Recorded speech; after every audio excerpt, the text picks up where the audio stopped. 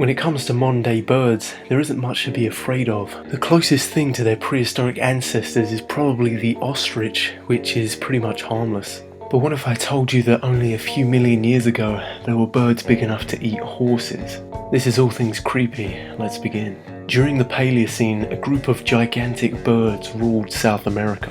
Known as Forus racids, or terror birds, some of these giants stood up to 3 meters tall, that's 10 feet. Gradually, large cats were introduced into their environment, namely the notorious sabre-toothed tiger, or Smilodon. Try to imagine a battle between a sabre-toothed tiger and a gigantic killer ostrich. The closest living relatives to the terror birds are the saremas, which live in South America.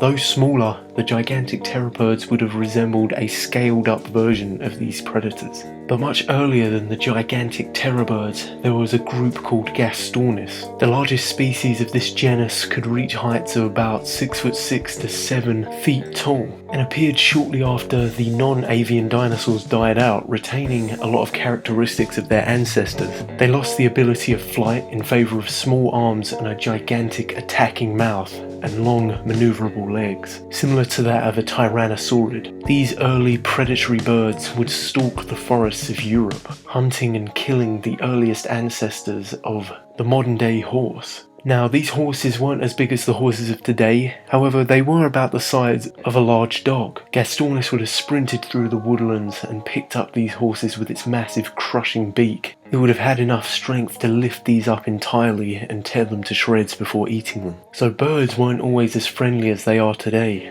Some of them could have even given T-Rex a run for his money. Thank you for watching. Like this video if you want to see more all things prehistoric. Support me on Patreon, the link is below if you want to see this channel grow. And of course, if you haven't already, subscribe for more creepy content.